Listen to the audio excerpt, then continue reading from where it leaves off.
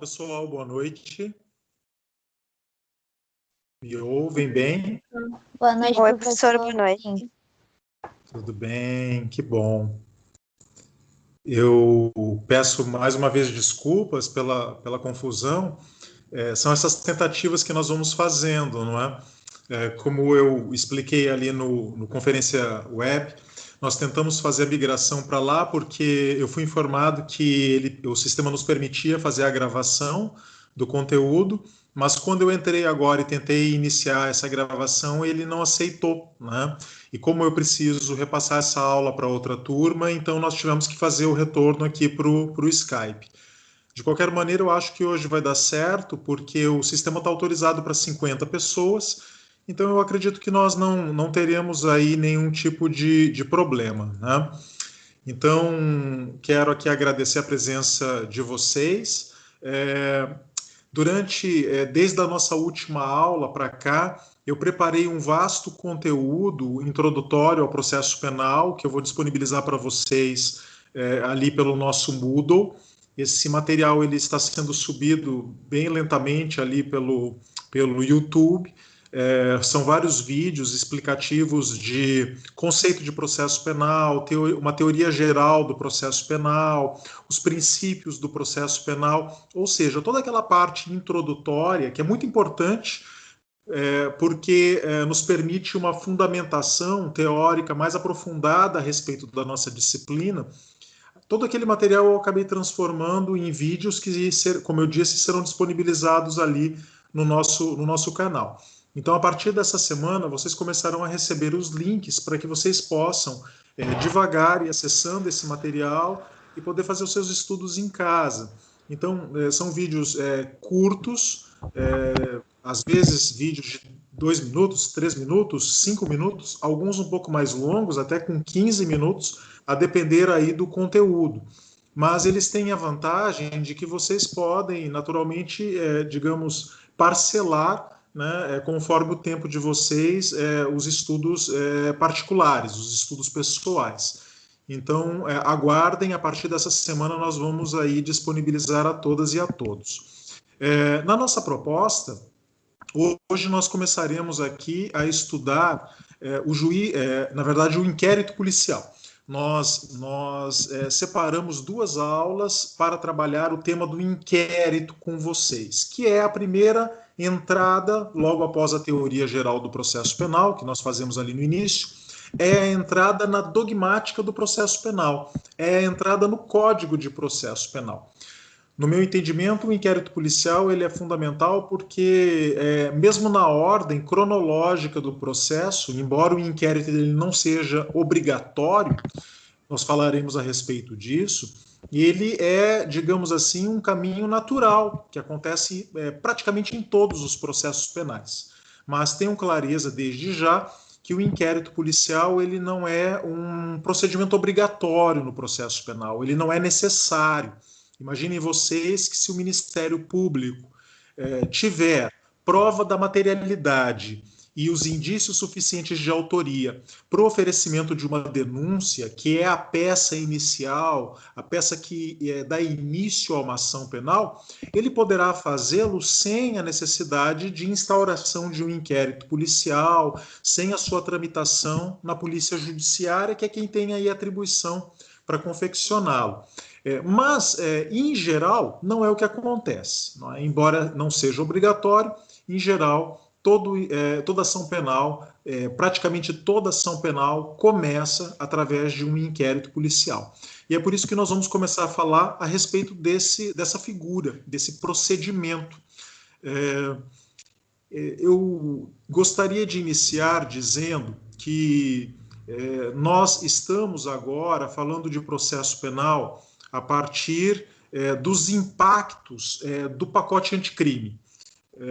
Ou seja, algumas coisas se modificaram a partir de dezembro de 2019, com o advento do pacote anticrime, e nós precisamos ressituar a nossa disciplina dentro deste pacote.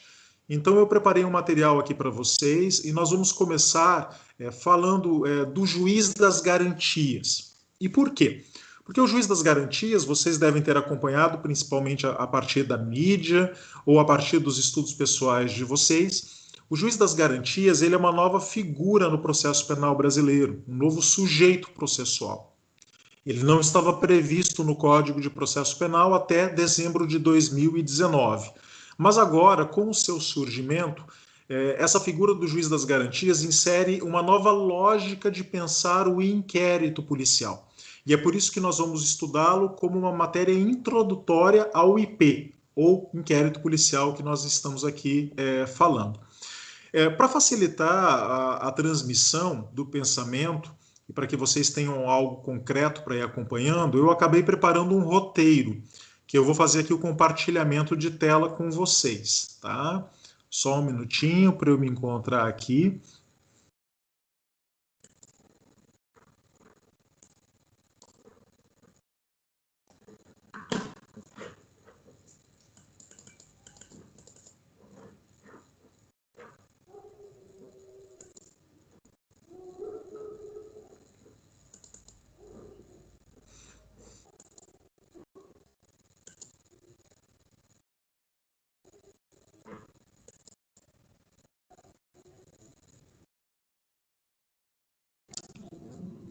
Não compartilhou, né? Não, professor, não dá de ver. Ok. Aqui para mim diz que compartilhou, mas acredito que não. Vamos tentar então parar de compartilhar a tela novamente.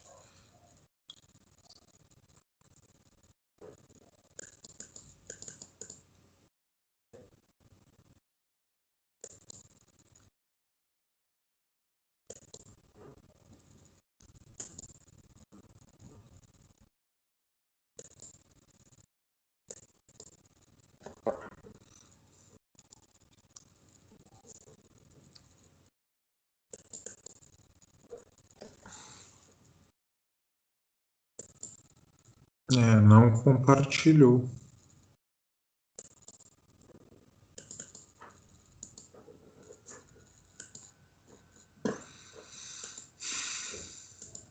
Oi, professor, compartilhou agora, tô vendo. Agora vocês veem?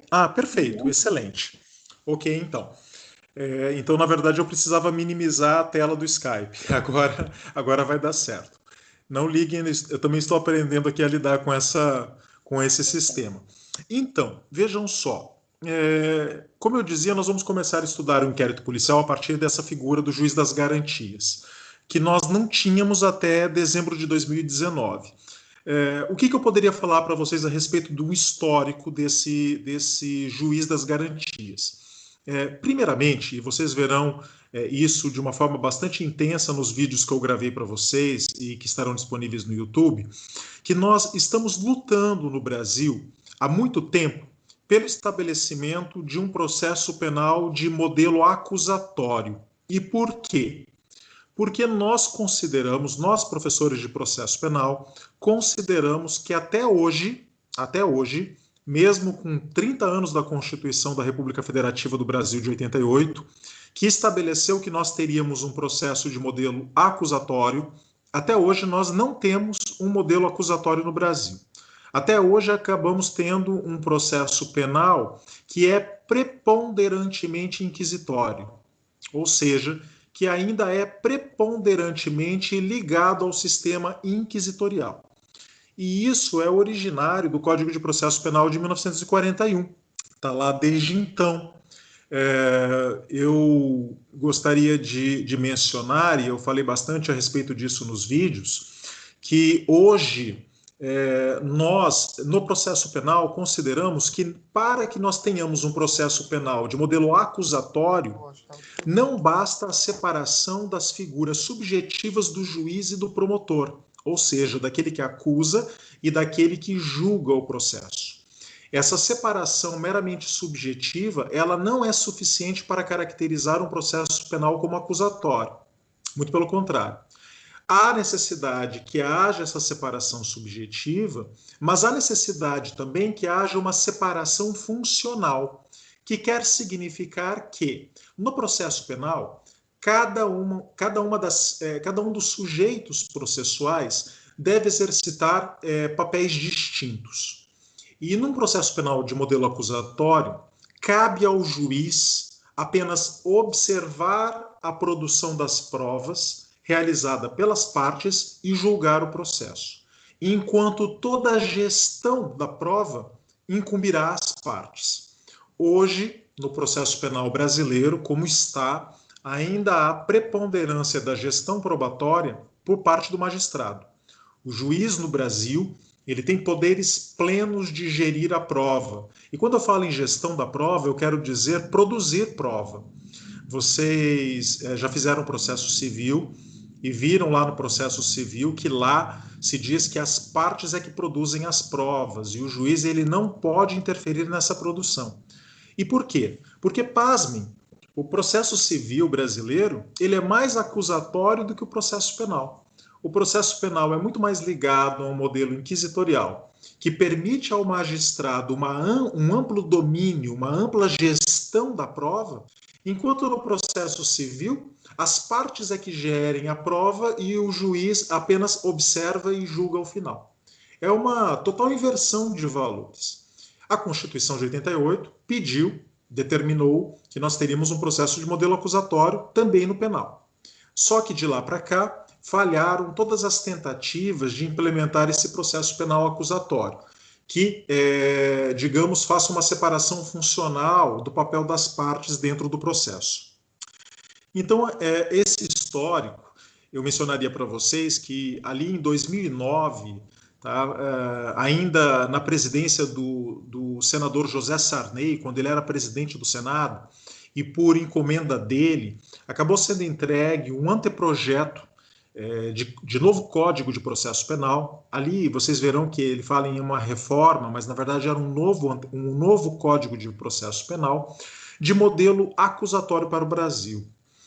Gente, eu conheço muito bem esse anteprojeto, que inclusive foi presidido por ele foi confeccionado por uma comissão de juristas do mais alto gabarito, do mais alto naipe. O ministro do STJ, Milton Carvalho, ele era o presidente dessa comissão de juristas, e o Eugênio Pacelli de Oliveira, ele era o relator dessa comissão. E nós tínhamos lá figuras como, por exemplo, Jacinto Nelson de Miranda Coutinho, que eu considero um dos maiores processualistas penais brasileiros vivos. Essa comissão elaborou um anteprojeto que era, digamos, de uma fineza intelectual, de uma fineza teórica e prática, como nunca o Brasil conhecera antes. No entanto, esse projeto foi apresentado em 2009 no Senado, ele foi para a Câmara dos Deputados, e de lá para cá ele acabou recebendo, digamos, uma grande resistência, principalmente por parte do judiciário brasileiro.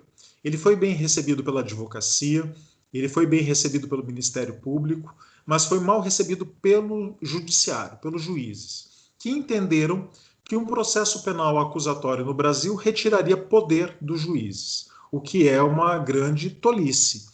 Afinal de contas, o processo penal de modelo acusatório não vem para tirar poderes do juiz. Ele vem, pelo contrário, para dignificar o juiz a uma posição de imparcialidade dentro do processo. Essa é a finalidade. Mas de lá para cá, esse anteprojeto, portanto, ele ficou parado. E era nele que se estabelecia, que se criava a figura do juiz das garantias, que tem por função, vejam vocês, criar aí uma separação que inexistia no direito processual penal brasileiro até hoje. Qual separação? Entre o juiz, uma separação entre o juiz que preside o inquérito policial e o juiz que julga a ação penal. Até hoje, até o advento, até hoje acontece ainda, e eu vou falar para vocês por quê, né? Até hoje ainda acontece de um juiz determinar o início de um inquérito policial por requisição judicial.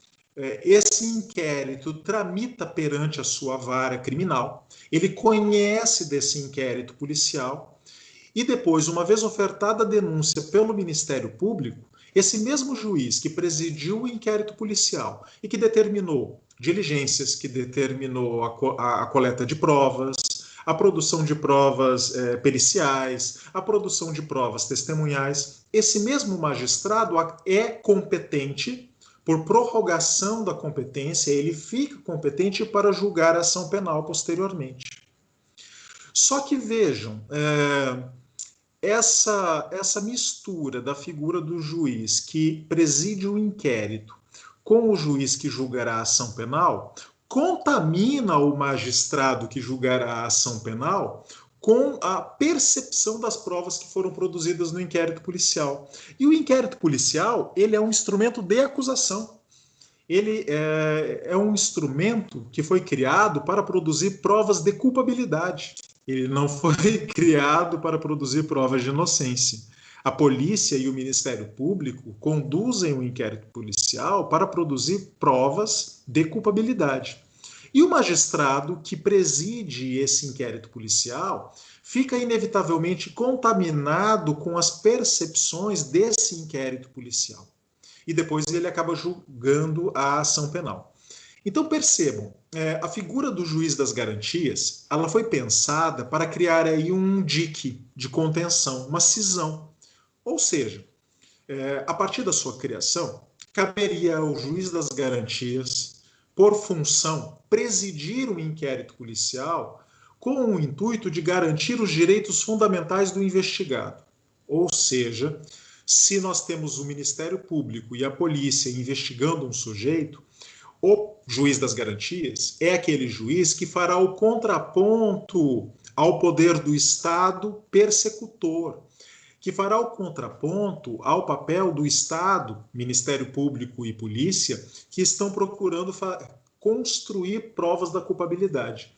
Então, o juiz das garantias, e é por isso que é esse nome, juiz das garantias fundamentais, ele tem por função operar a constituição dentro do inquérito, fazer com que os direitos fundamentais do investigado sejam realizados dentro do inquérito.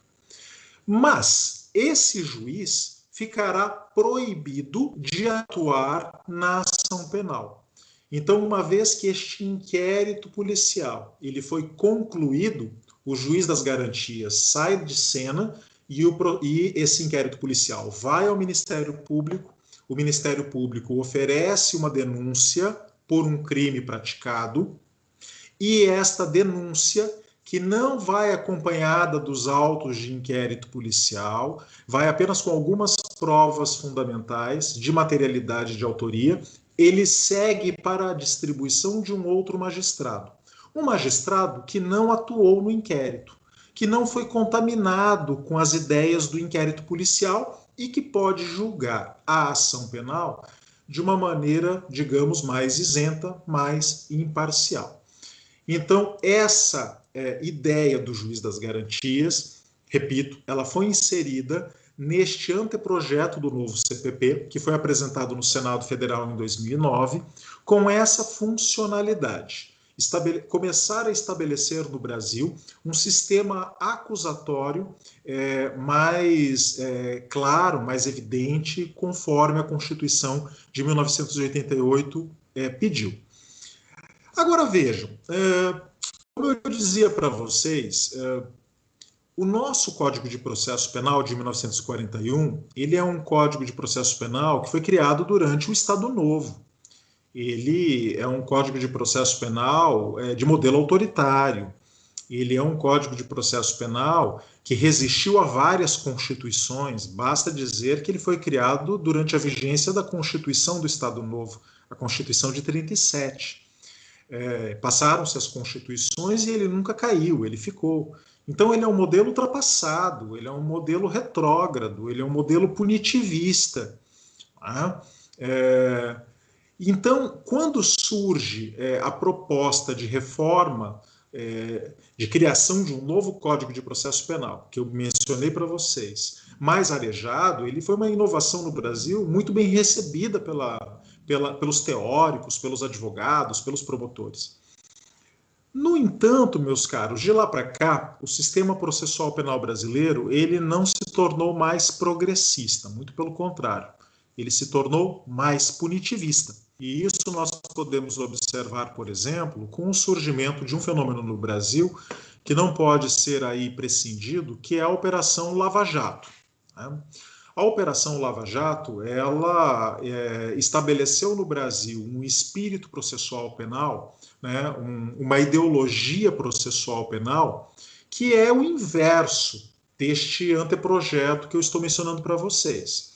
Se esse anteprojeto ele tinha uma vertente mais acusatória, uma vertente mais progressista, uma vertente mais garantista e mais constitucionalizada, a Operação Lava Jato, ela estabeleceu parâmetros de atuação do processo penal brasileiro muito mais inquisitoriais, muito mais ligados ao punitivismo, muito mais ligados a um pensamento de encarceramento em massa. E então, eis que surge, a partir do Ministério da Justiça, comandado pelo ex-juiz que comandou a Operação Lava Jato a partir da 13ª Vara de Curitiba, um pacote intitulado Anticrime, um projeto de lei, que visaria tornar o processo penal brasileiro mais duro, mais punitivista e mais inquisitorial. Esse projeto vai ao Congresso Nacional, tramita, mas eis que este ministro da Justiça não tem força política suficiente para fazer implementar as suas pautas nesse pacote anticrime. Deputados mais progressistas e ligados principalmente aos movimentos antipunitivistas conseguiram fazer alterações no pacote anticrime, fazendo com que ele ganhasse uma cara diferenciada, uma cara arejada, uma cara mais progressista. Então, quando ele é promulgado, eis que ele surge com novidades que são bem-vindas. Vejam vocês. São muito bem-vindas pela teoria jurídica mais garantista no nosso país. Aí tem a contradição da política, não é? Repito, ele foi um projeto que foi proposto num intuito de endurecer o sistema, e em alguns pontos ele endureceu o sistema, nós falaremos disso aqui, mas no cômputo geral, o pacote anticrime acabou sendo benéfico, porque trouxe novidades que já estavam no anteprojeto de 2009 e que tornam o sistema mais arejado, que tornam o sistema mais garantista, que tornam o sistema menos punitivista. São as contradições da política. Nem tudo a gente controla no Congresso Nacional. E uma das questões mais interessantes que foi criada pelo pacote anticrime, não pelo ministro da Justiça, mas pelos deputados que eu mencionei, foi a inserção do juiz das garantias no processo penal brasileiro, através da criação dos artigos 3A a 3F do Código de Processo Penal. Mas vejam, como eu mencionei para vocês, o judiciário brasileiro sempre teve grande resistência à criação do juiz das garantias, grande resistência à figura de um processo penal de modelo acusatório no Brasil. Então, eis que, situação atual, é proposta pela AMB, Associação dos Magistrados Brasileiros, essa ADI, Ação Direta de Inconstitucionalidade, número 6.298 do Distrito Federal, que primeiro foi distribuída para o ministro Dias Toffoli e depois redistribuída para o ministro Luiz Fux. E o ministro Luiz Fux, ele acabou concedendo uma medida cautelar nessa ADI para suspender a criação do juiz das garantias no Brasil até o julgamento em plenário definitivo dessa ação direta de inconstitucionalidade pelo Supremo Tribunal Federal. Então vejam, a situação atual o juiz das garantias foi criado, está inserido pelo pacote anticrime no Código de Processo Penal, mas a sua aplicação está suspensa. Ou seja, está valendo no Brasil o modelo de inquérito policial do Código de Processo Penal de 1941. Embora nós tenhamos essa inovação.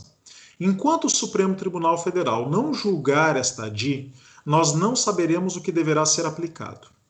Eu, particularmente, estou aqui trabalhando com vocês as duas perspectivas. Então, nós passaremos qual é o modelo vigente e qual é o modelo, digamos, o modelo que foi instaurado com o pacote anticrime e o modelo anterior, para que vocês não fiquem aqui no vácuo. Nós não sabemos o que vai acontecer.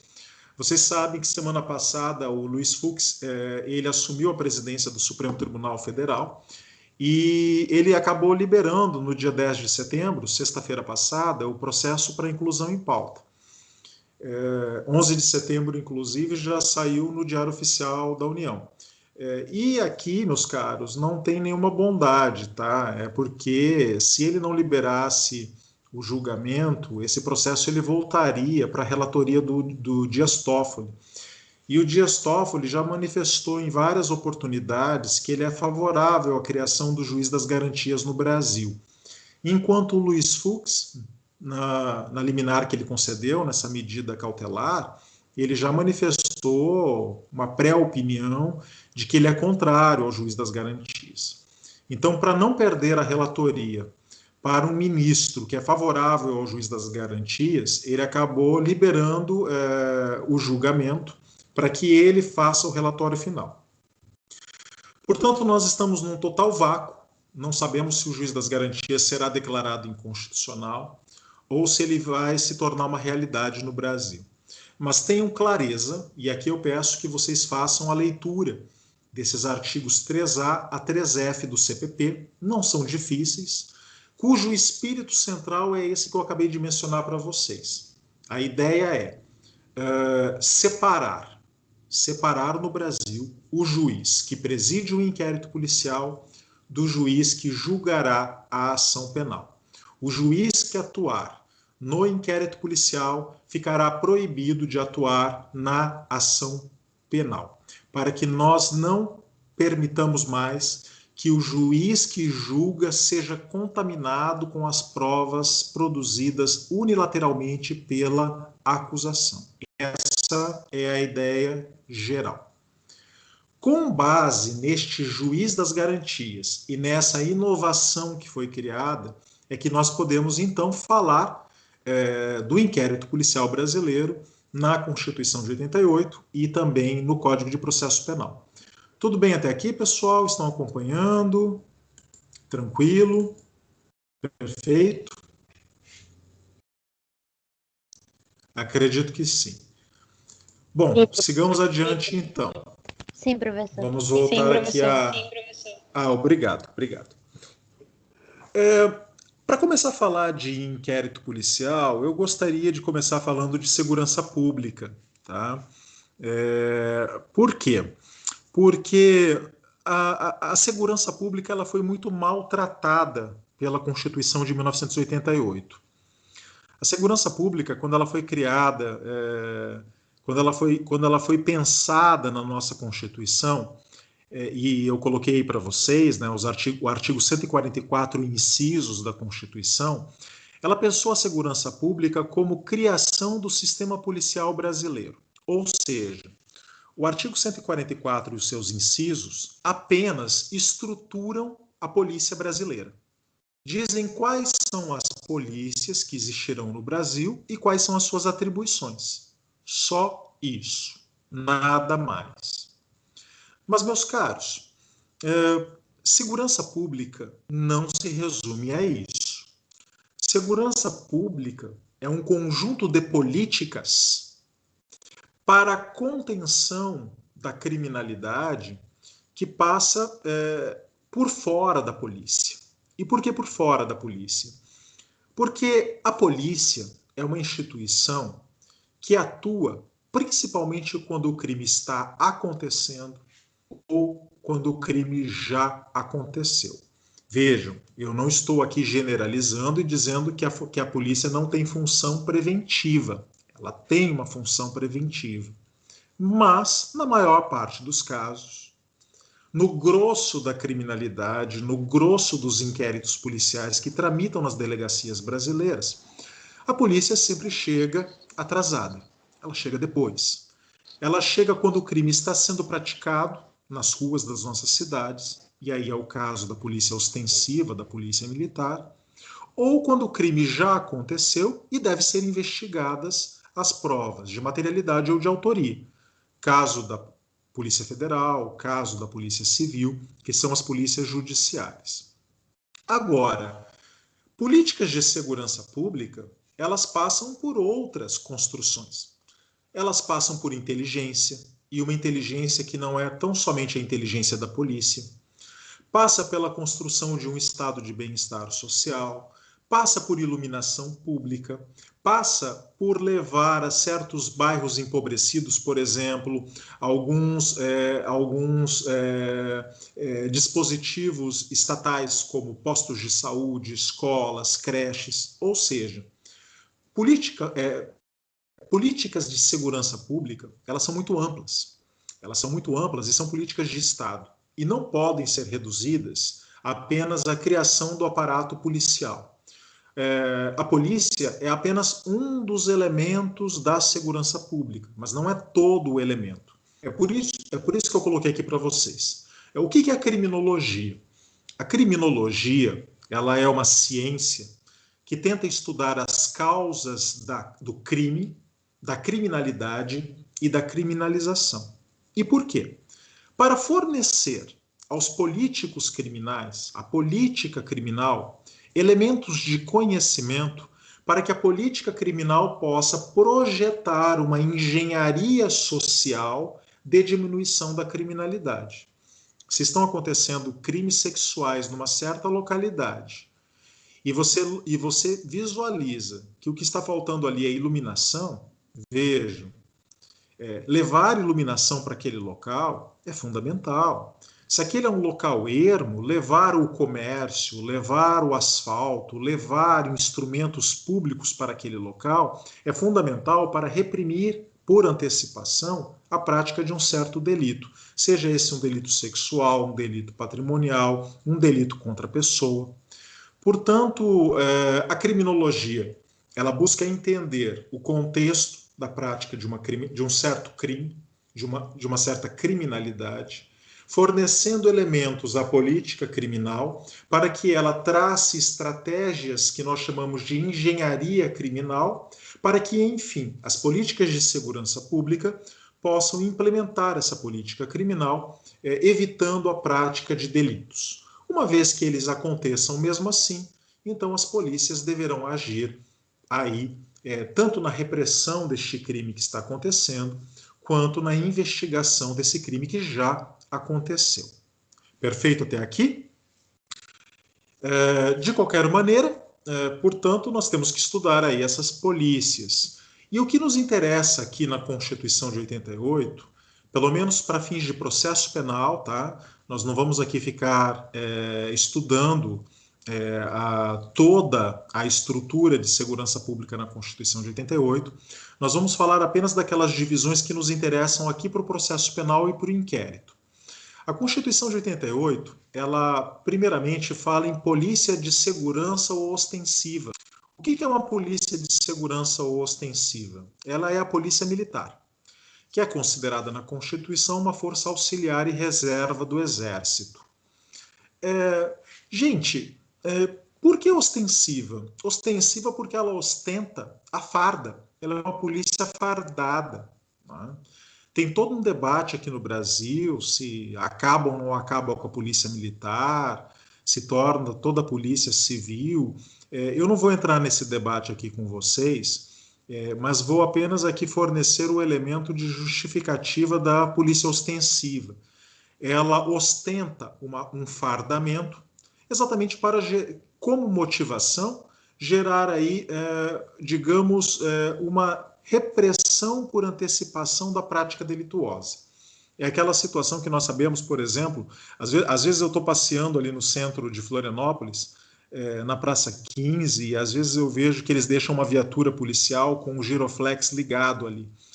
A viatura está fechada, não tem nenhum policial por perto, mas a sua presença, a ostensividade daquele giroflex naquele local, já dá um recado para toda a sociedade de que a polícia está por perto.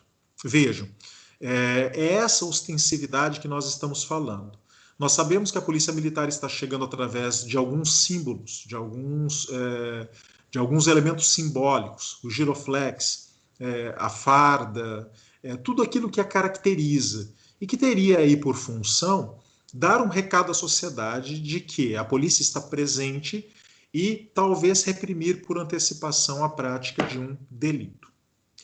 Essa polícia de segurança ostensiva, ela tem por função também combater o crime quando ele está acontecendo nas ruas das cidades. Naturalmente, eu preciso dizer para vocês que ela é uma polícia que foi criada, que foi pensada desde a Revolução Francesa para combater crimes de pobres, que são aqueles crimes que acontecem nas ruas das nossas cidades.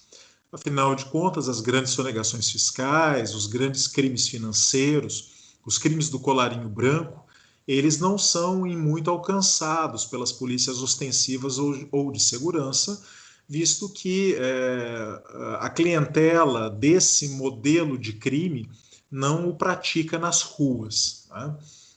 Portanto, nós temos aí uma polícia que foi criada e estruturalmente ela tem aí um tipo de função na nossa sociedade. Outro tipo de polícia, bem diferente, é a polícia judiciária. A polícia judiciária ela não é fardada, é a chamada polícia civil ou federal, não é? Que agiria à paisana e que teria por função principal não combater o crime nas ruas quando ele está acontecendo, mas teria por função exatamente a investigação dos crimes já acontecidos, e esta polícia é que teria por função construir o inquérito policial. Vejam, a Constituição brasileira ela cria duas polícias judiciárias bem específicas. A Polícia Civil, lá no parágrafo 4º do artigo 144, que é aquela polícia que atuará investigando os delitos da competência da Justiça Estadual em cada estado da Federação, e a Polícia Federal como polícia judiciária da União, ou seja, aquela polícia que teria por função investigar os crimes que são da competência de julgamento da Justiça Federal. Eu quero chamar a atenção de vocês aqui para um detalhe. Eu não estou dizendo aqui que a polícia ostensiva ou militar só reprime e que a polícia judiciária só investiga. Não. Na verdade, essas são as suas atribuições preponderantes. Também a polícia militar investiga, por exemplo, o inquérito policial militar. Se nós tivermos ali um crime militar, cabe à Polícia Militar instaurar o IPM, Inquérito Policial Militar, para fazer a investigação desse crime específico. Também as polícias civis e federal também possuem competência repressiva, mas a sua competência, a sua atribuição preponderante não é essa. É a atribuição investigatória, ou seja, a confecção do inquérito policial. E aqui vocês já vão percebendo que o inquérito policial, portanto, é um instrumento que tem uma finalidade. Nós falaremos um pouco a respeito disso mais adiante. A finalidade de recolher as provas com as quais o órgão incumbido de oferecer a denúncia, de oferecer a ação penal, deverá subsidiar esta denúncia, ou seja, deverá subsidiar o início da ação penal. Nós dizemos, em geral, que a função principal de um inquérito policial é recolher as provas de materialidade e as provas de autoria. A materialidade é a prova da matéria do crime. Por exemplo, num crime de homicídio, o cadáver, por exemplo. A prova material, a prova que mostra o homicídio, os vestígios materiais do crime. E os vestígios de autoria, ou seja, provas testemunhais, cartas, gravações, impressões digitais, tudo aquilo que possa nos levar à decifração do autor daquele fato criminoso. A polícia judiciária ela tem esta função, fazer essa investigação da materialidade e da autoria de um delito. Perfeito? Por enquanto, é o que nos basta a respeito de segurança pública, não mais que isso. Tenham em mente, portanto, essa separação entre polícia ostensiva e entre polícia judiciária. Ok? Alguma pergunta até aqui, pessoal?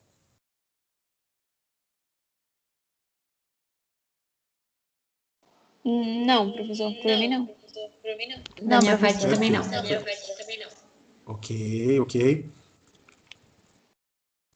Vejam, com a criação do juiz das garantias, nós temos algumas alterações interessantes em matéria de inquérito policial. O inquérito policial no Brasil, ele tinha uma participação menor do Ministério Público e agora nós teremos uma participação maior.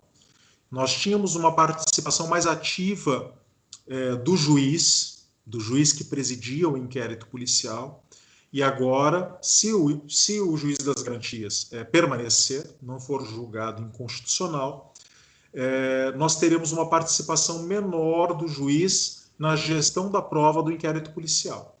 Como eu disse para vocês, o juiz ele ficará apenas como um fiscal da realização das garantias fundamentais dentro do inquérito policial. Perfeito? Vai ficar mais claro para vocês na sequência. Vejam, comecemos a falar então a respeito do inquérito policial no Brasil. Vamos começar por uma definição, né? Vejam, eu coloquei aqui para vocês. O inquérito policial é um procedimento administrativo que tem por finalidade apurar um fato delituoso, colhendo dados sobre a infração, sua autoria, materialidade, enfim, juntando as provas necessárias para que o titular do exercício do direito de ação possa exercitá-lo. Nós sabemos que perante a Constituição de 88, o Ministério Público, artigo 129, inciso 1 da Constituição brasileira, ele ficou legitimado a ser o autor da ação penal pública. Seja essa ação penal pública condicionada a uma representação ou incondicionada. Vocês já estudaram com o professor de Direito Penal as diferenças das ações penais. Ação penal pública incondicionada e ação penal pública condicionada, além da ação penal privada. Tá? Então, nesse aspecto, eu fico bem tranquilo, nós podemos ir adiante. Então, quando eu falo que o titular do exercício do direito de ação possa exercitá-lo, nós estamos falando, então, que o inquérito policial ele será um instrumento para fornecer provas para o Ministério Público, na ação penal pública condicionada à representação, para o Ministério Público na ação penal pública incondicionada e também para o autor da ação penal privada. Quem é o autor da ação penal privada? Nós falaremos disso mais adiante, mas vocês já sabem, porque viram em direito penal, que o autor de uma ação penal privada será sempre a vítima, o ofendido ou quem tem qualidade para representá-lo.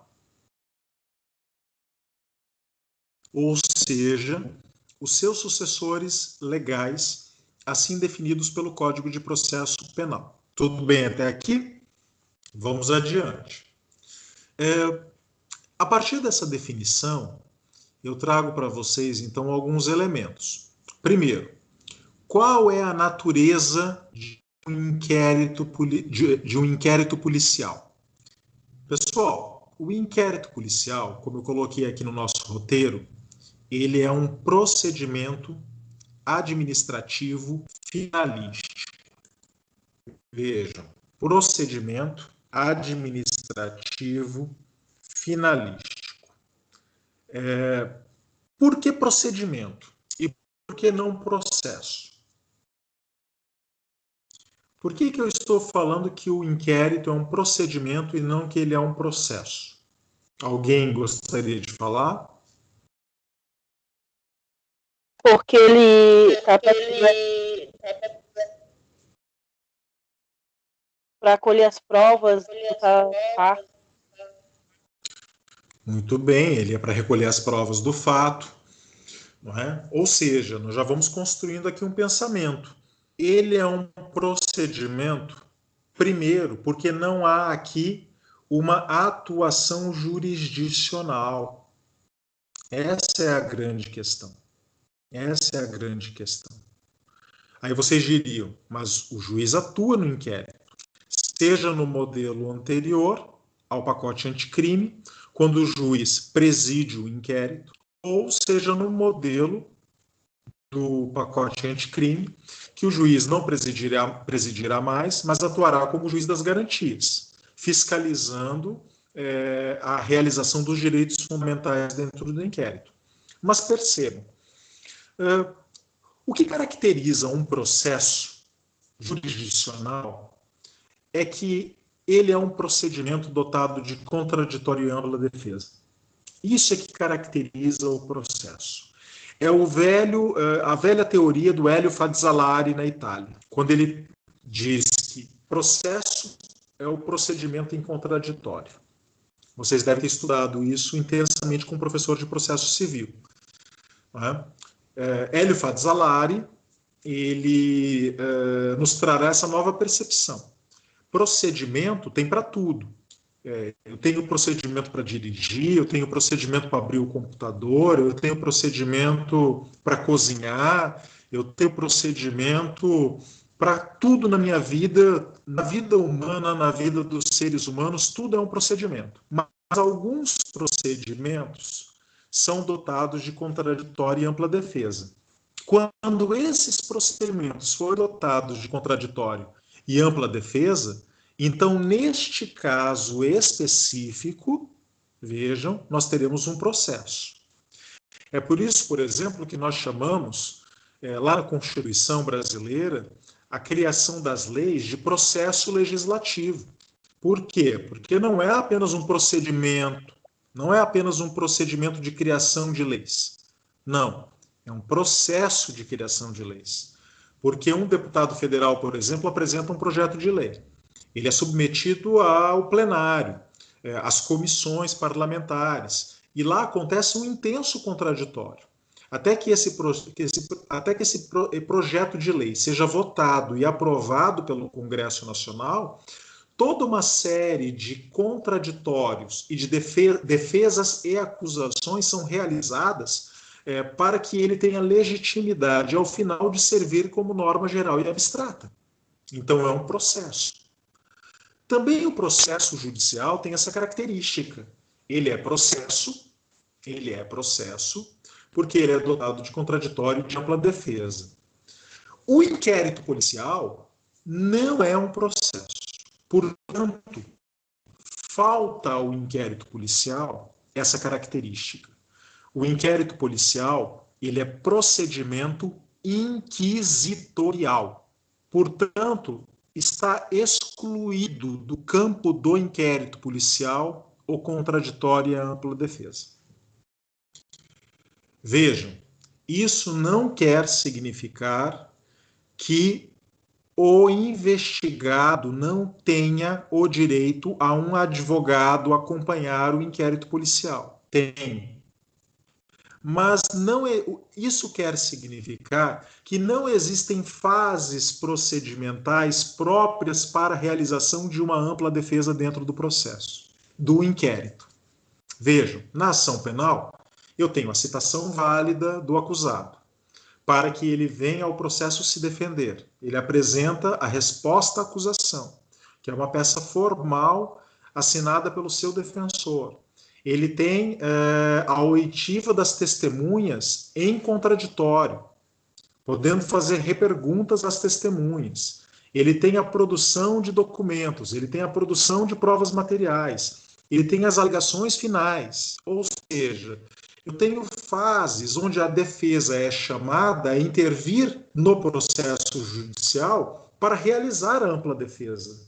O inquérito policial não tem nada disso. O inquérito policial não tem nenhuma fase específica de participação da defesa. Por quê?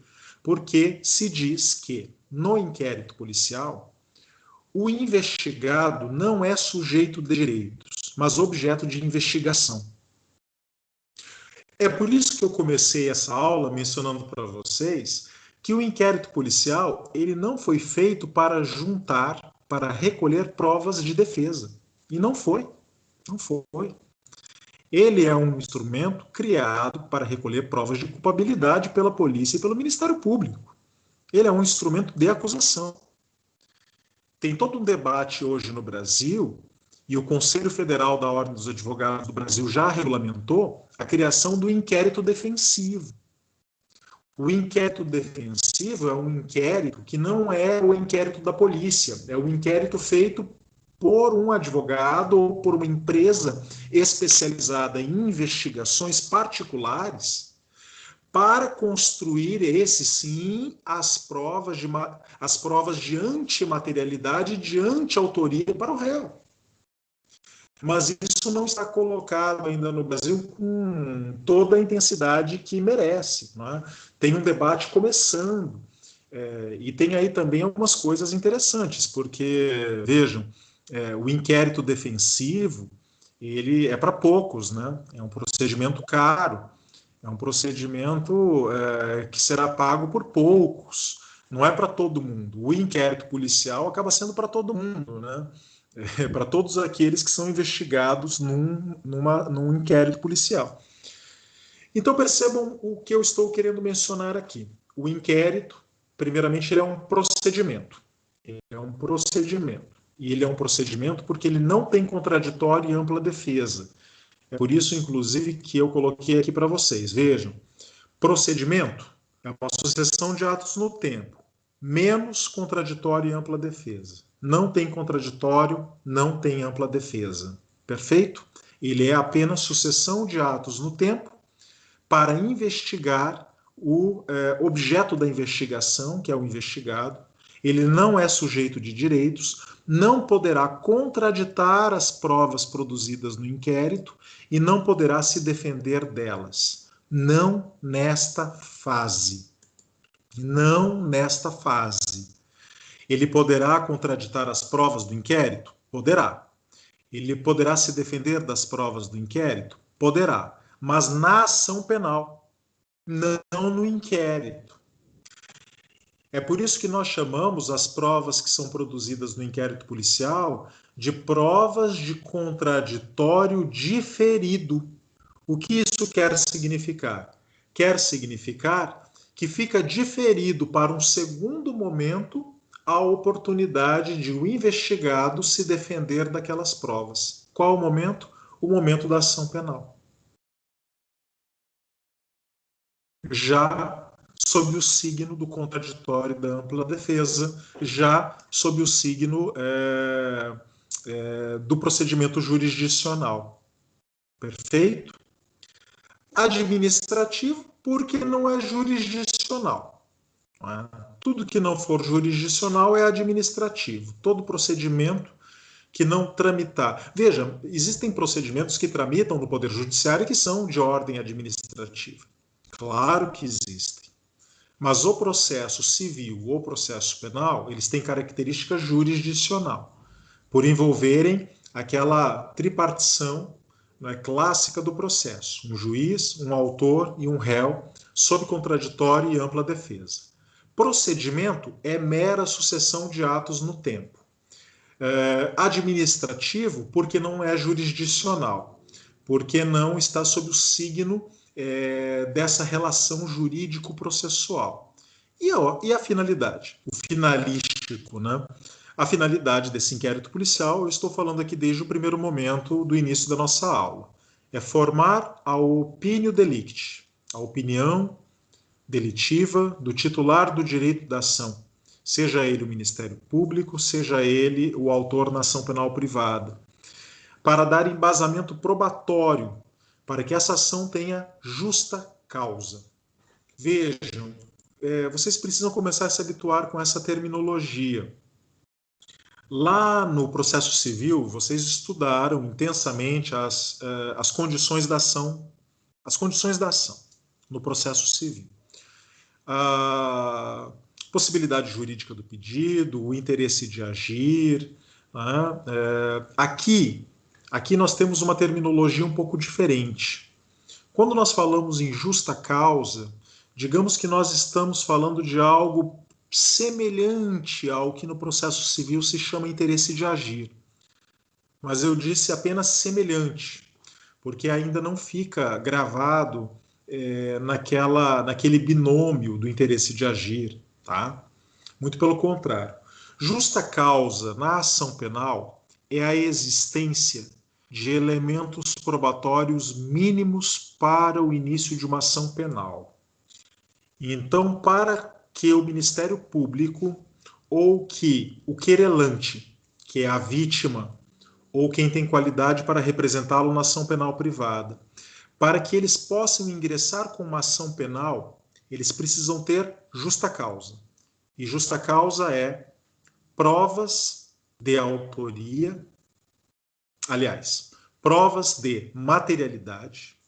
E quando eu falo em prova de materialidade, eu quero dizer, por exemplo, que não dá para começar uma ação penal por homicídio sem ter o laudo pericial, o laudo cadavérico. Ou, pelo menos, a prova da materialidade indireta, que são provas testemunhais firmes, fortes, que possam atestar de maneira veraz que viram aquele sujeito matando outrem, perceba.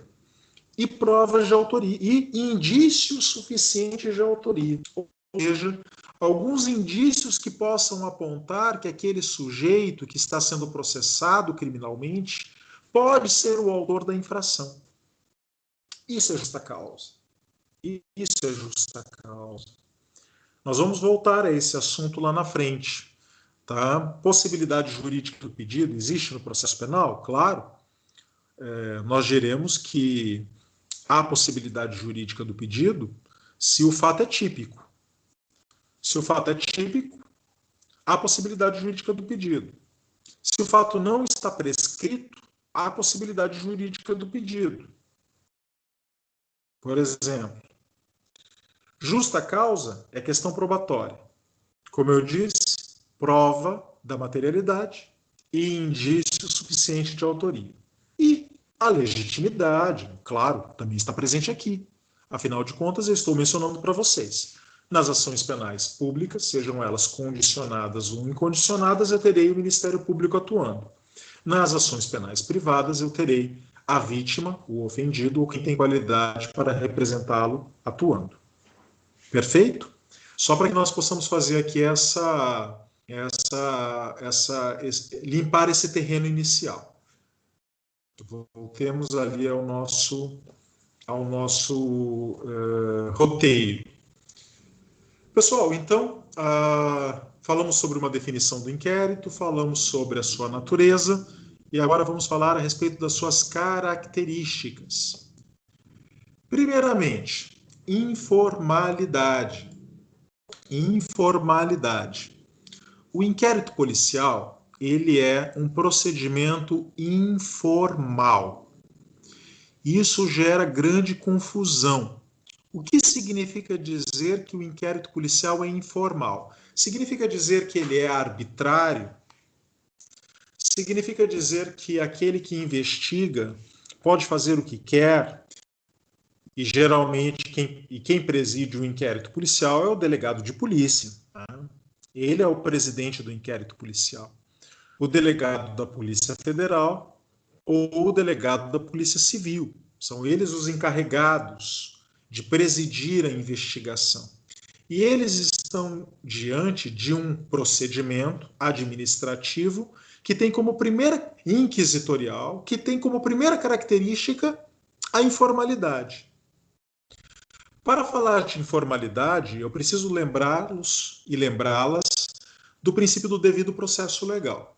Por quê? Porque quando se fala na faculdade sobre devido processo legal, nós sabemos que o devido processo legal ele estabelece uma forma rígida para a ação penal. Rígida. Uma forma rígida que deve ser seguida. Que deve ser seguida literalmente. Que não pode ser deixada de lado. Então, uma ação penal, ela começa com o oferecimento da denúncia. Uma vez ofertada a denúncia, Eu preciso citar o réu para ele vir compor a relação jurídico-processual. Uma vez que ele foi citado dessa relação, então, a depender do procedimento, vamos falar aqui do procedimento ordinário, se marca uma audiência de instrução e julgamento.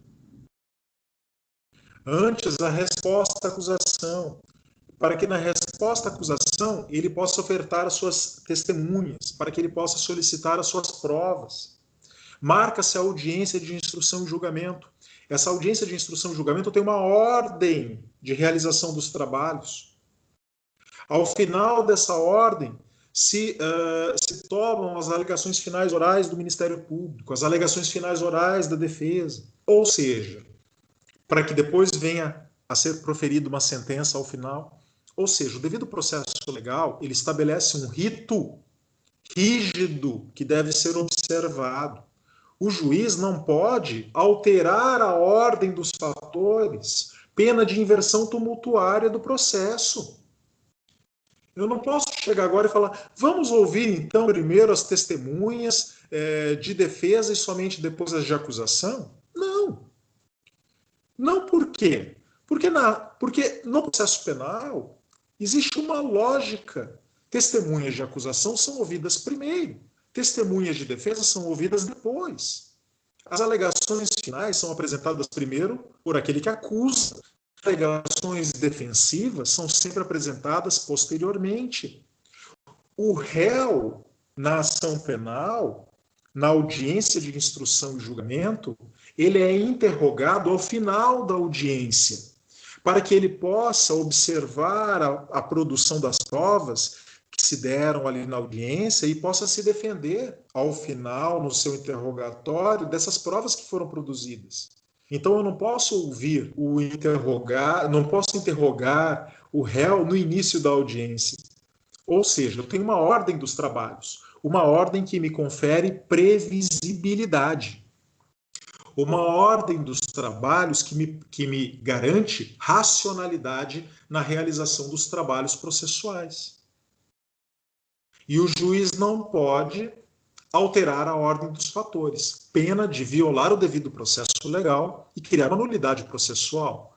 Nulidade essa que fulminará o processo. Então essa é uma característica do devido processo legal. A característica de fixar procedimentos que devem ser seguidos de forma rígida, como garantia do Estado Democrático de Direito. Gente, nada disso acontece no inquérito policial. Nada disso. Como eu estava dizendo aqui para vocês, vejam lá, o inquérito policial é informal. Ele não tem formalidade nenhuma, não tem ordem. Vejam, o delegado de polícia, seja ele civil ou federal, ele não segue nenhum rigor formal na ordem dos trabalhos. Ele pode começar ouvindo uma testemunha agora, aí ele pula e vai produzir uma prova pericial, depois ele volta de novo para a prova testemunhal. Ele ouve um investigado. Vejam, não tem ordem. É claro que na boa técnica investigatória, geralmente o delegado faz o quê? Ele começa recolhendo as provas de materialidade, os vestígios. Depois, ele começa a ouvir as testemunhas, para só no final ele interrogar o investigado. Ou seja, para que ele já tenha elementos para que ele possa contrapor esse interrogado. Mas nada disso é obrigatório. O delegado ele vai utilizar o seu feeling investigatório, a sua inteligência investigatória. Ele pode construir táticas e estratégias dentro da lei para realizar essa investigação. E essa alteração, essa desordem, essa aparente desordem, não gera qualquer tipo de nulidade no inquérito. Claro, vejam, o delegado está submetido à lei, ele está submetido ao império da Constituição. Ele não pode torturar o interrogado, ele não pode produzir uma prova ilegal, uma prova que viole a Constituição ou viole o Código de Processo Penal. Tem regra para tudo. Mas ele não está obrigado a seguir uma ordem investigatória. É o seu feeling que manda, obedecendo à lei, não violando nenhuma regra de direito, não violando nenhum direito fundamental. O delegado, ele tem aí, ele é um Sherlock Holmes, ele tem uma liberdade de inteligência para buscar os elementos de prova na vida. Vejam, sem ter que seguir um procedimento rígido. Imaginem vocês que houvesse procedimentos rígidos no inquérito policial, tornaria impossível a investigação. Tornaria impossível. Não teria como investigar. Então, há uma total liberdade investigatória. E, repito, o delegado não fica obrigado a seguir nenhum rigorismo formal na ordem dos trabalhos. A segunda característica que eu estou falando aqui desde o início é a inquisitoriedade. E que me remete novamente àquilo que eu mencionava para vocês do procedimento. O inquérito policial, ele é inquisitorial, porque nele não há contraditório nem ampla defesa. E repito aqui o que eu já falei anteriormente, o investigado não é sujeito de direitos.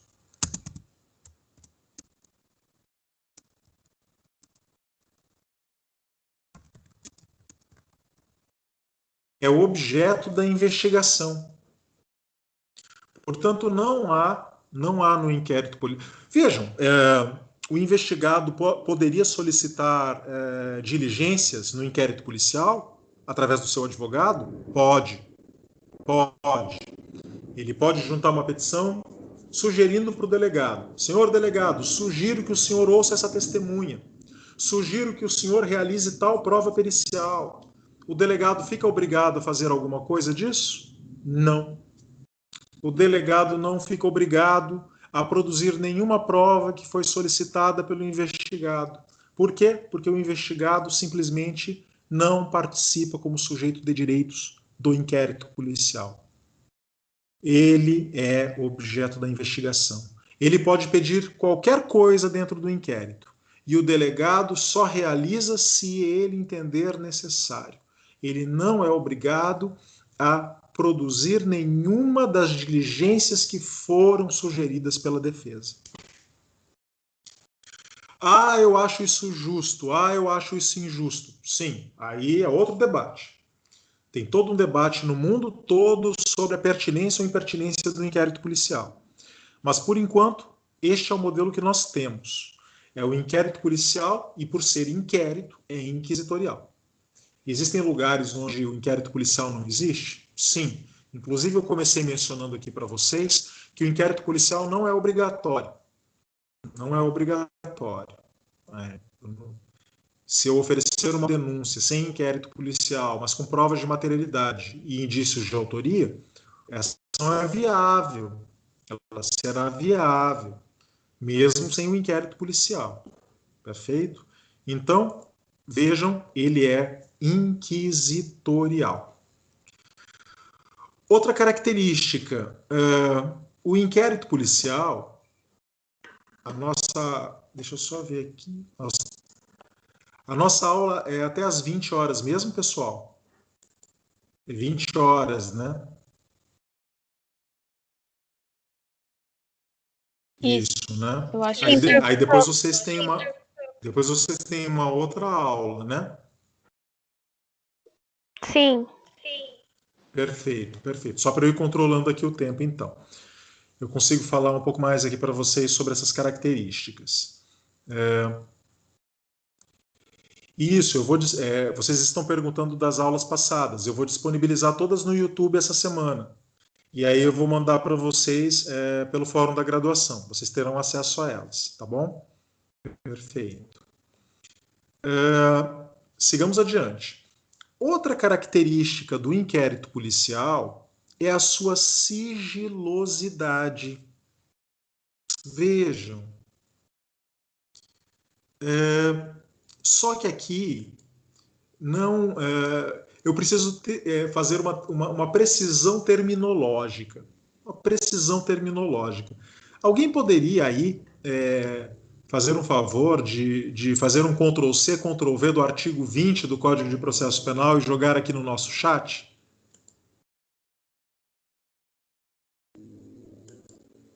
No bate-papo?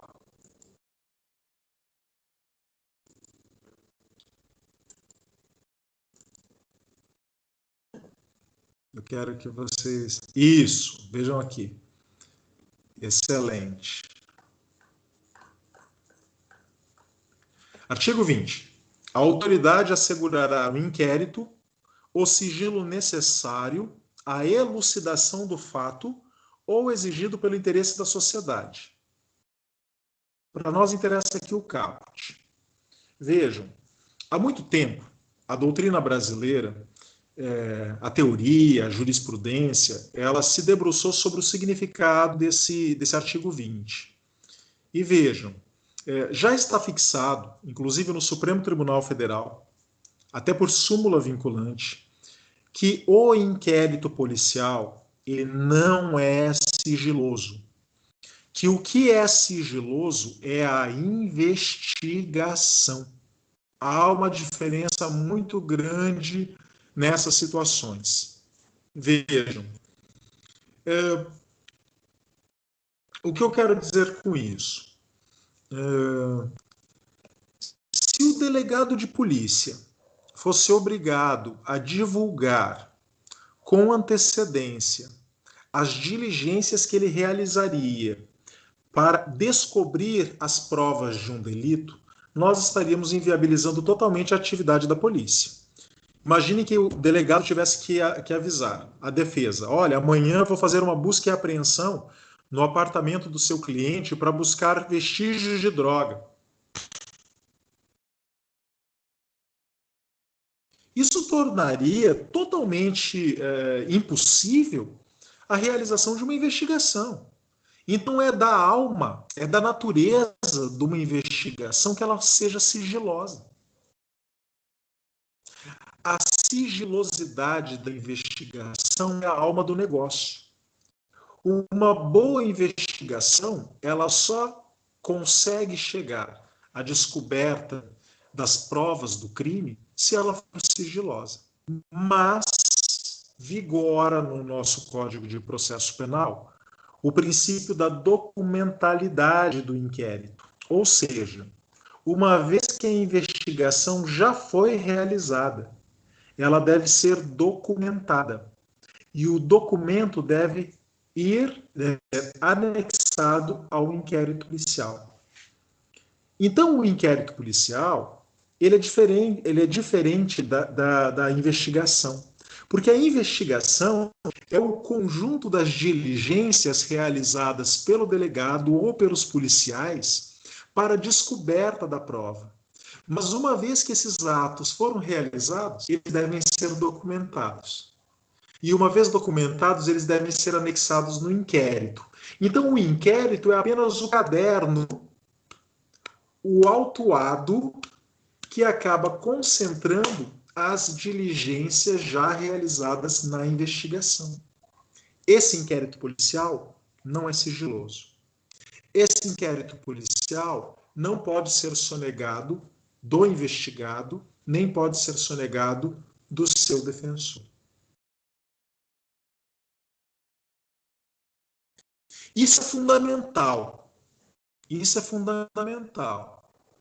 Tá? Se vocês olharem lá, inclusive, eu até coloquei aqui ao final, né? Vejam. Súmula vinculante número 14 do Supremo Tribunal Federal. É direito do defensor, no interesse do representado, ter acesso amplo aos elementos de prova que já documentados em procedimento investigatório, realizado por órgão com competência de polícia judiciária, digam respeito ao exercício do direito de defesa. Repito, é direito do defensor ter acesso amplo aos elementos de prova que, já documentados em procedimento investigatório, digam respeito ao exercício do direito de defesa.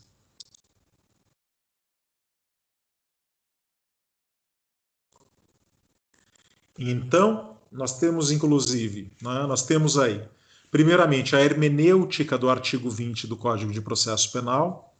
Nós temos o parágrafo 11 do artigo 7º da Lei 8.906 de 94, que define que sigilosa é apenas a investigação, não o inquérito, e temos a súmula vinculante número 14 do Supremo Tribunal Federal.